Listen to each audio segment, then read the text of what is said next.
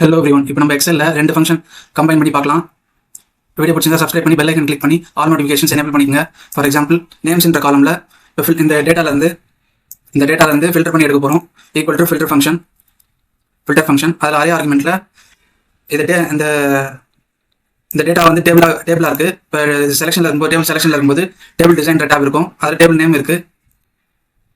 இப்போ equal to filter function அதில் array ஆர்குமெண்ட்டில் இந்த டேபிள் நேமை கொடுத்துட்டு ஒரு ஸ்கொயர் ப்ராக்கெட் ஓப்பன் பண்ணோம்னா அதில் நேம்ஸ்ன்றதை செலக்ட் பண்ணிக்கலாம்.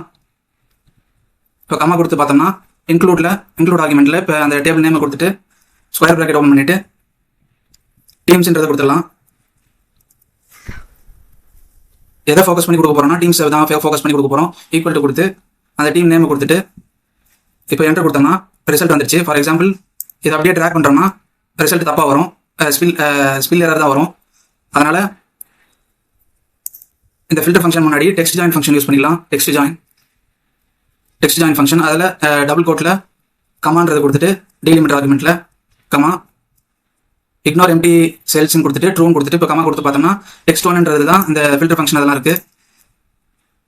இப்போது என்டர் கொடுத்தோம்னா ரிசல்ட் கரெக்டாக வந்துடுச்சு.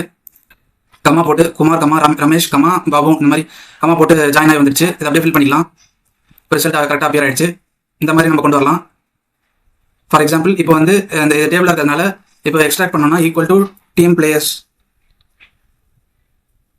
அப்படின்றத டேப் கொடுத்துட்டு இப்போ என்டர் கொடுத்தோம்னா அந்த டேட்டா ஃபுல்லாக அப்பியர் ஆகிடும். ஃபார் எக்ஸாம்பிள்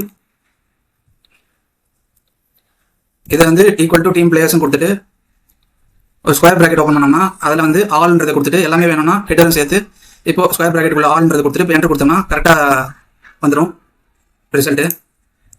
இந்த மாதிரி நம்ம கொண்டு வரலாம் டேபிளில்.